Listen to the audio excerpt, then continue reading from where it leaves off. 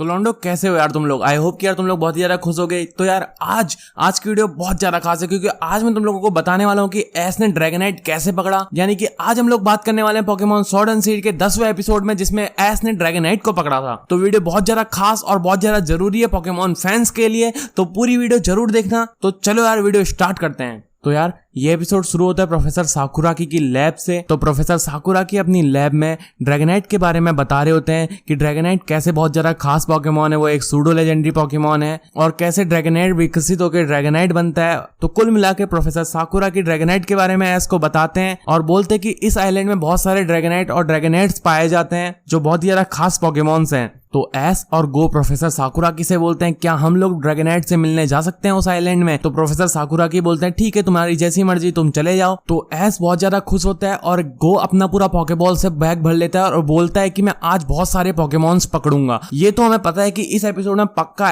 S Dragonite को पकड़ेगा, लेकिन अगर गो ने भी ड्रैगनाइट पकड़ लिया मैं कसम से पोकेमॉन कंपनी वालों का मुंह फोड़ाऊंगा। नहीं यार, ये किसी भी हालत में कैसे भी पोकेमॉन को पकड़ लेता है पॉकेबॉल फेंक के। मजाक बना के रखा है यार इन लोगों ने। तो खैर छोड़ो यार, एपिसोड में वापस आते हैं। एस और गो ड्रैगनाइट को पकड़ने निकलते हैं तो उन्हें रास्ते में ड्यूगोंग्स का झुंड मिलता है। तो गो ड्यूगोंग को पकड़ने के लिए बहुत सारे पॉकेबॉल छोड़ता है, लेकिन एक भी पॉकेबॉल जाके ड्यूगोंग को नहीं लगता और ड्यूगोंग पॉकेबॉल के अंदर नहीं आता।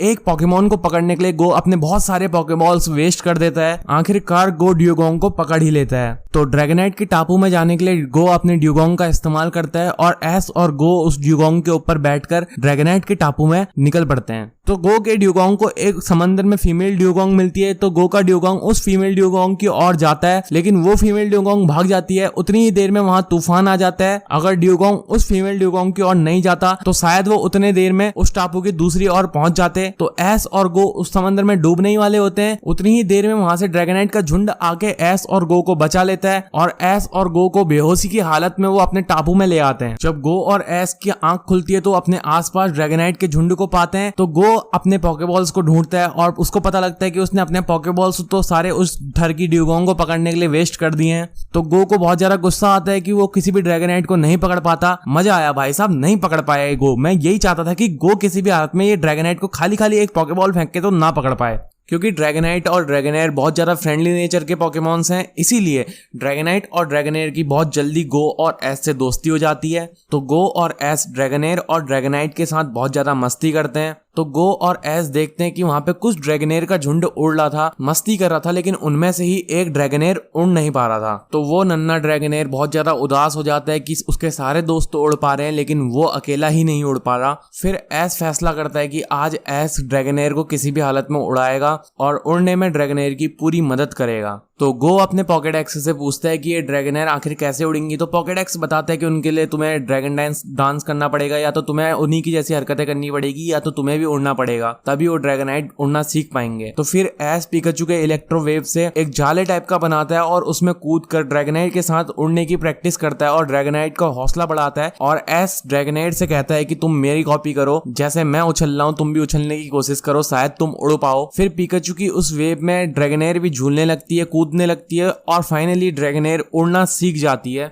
जब ड्रैगनेयर उड़ना सीख जाती है तो एस से और ज्यादा इंप्रेस हो जाती है, एस से बहुत ज्यादा खुश हो जाती है और एस को गले मिलने लगती है, एस के आगे पीछे घूमने लगती है, मानो ड्रैगनेयर एस से थैंक यू कहना चाह रही हो या उससे धन्यवाद कहना चाह रही हो या उसका शुक्रिया अदा करना चाह रही हो। क्योंकि एस को ड्रैगनेयर को उड़ाने के लिए कई बार पिकाचू का शौक खाना पड़ा और कई बार एस भी ड्रैगनेयर के साथ गिरा, एस को भी चोटें लगी, लेकिन एस ने एक अनजान पोकेमॉन को उड़ाने के लिए अपनी पूरी कोशिश की। अब यार अपना एस तो खास है ही, अगर बात इस ड्रैगनेयर की जान में आ जाती तो एस अपनी जान गवा कर भी इसकी जान बचा देता। ये तो फिर भी उड़ना सीखने वाली बात है। फिर ड्रैगनेयर को महसूस होता है कि उसके दोस्त मुसीबत में है, शायद उसके दोस्तों पे खतरा है। जहां जहां पोकेमॉन मुसीबत में, जहां जहां पोकेमॉन्स को खतरा, वहां वहां टीम रॉकेट। तो टीम रॉकेट एक ड्रैगनाइट को पकड़े रहती है। तो उसी ड्रैगनेयर के साथ एस, पिकाचू और गो भी पहुंच जाते हैं। तो पिकाचू अपने इलेक्ट्रिक शॉक से उस ड्रैगनेयर को छुड़ा देता है उस जाले से और फिर टीम रॉकेट की वही पॉकेबॉल्स वाली मशीन आ जाती है जिससे एक पोकेमॉन निकाल सकते हैं। तो जस्सी एक पोकेमॉन निकालती है जो होता है वेलोथ, जो बहुत ही बड़ा एक वेल की तरह दिखने वाला पोकेमॉन होता है। तो वही वेलोथ एक एक पानी में बवंडर सुनामी जैसा बनाता है जिसमें वो सारे पोकेमॉन्स को खींच रहा होता है। तो ड्रैगनेर और ड्रैगनाइट तो जैसे तैसे बच जाते हैं, लेकिन उस बवंडर में एस गिरने वाला होता है। तो वही ड्रैगनेर जिसे एस उड़ना सिखा रहा था वही वहां पहुंच जाता है एस को बचाने के लिए, लेकिन ड्रैगनेर की स्किन बहुत ज्यादा फिसली होती है, इसलिए एस उस स्किन से फिसल जाता है और ड्रैगनेर एस को नहीं पकड़ पाता। तो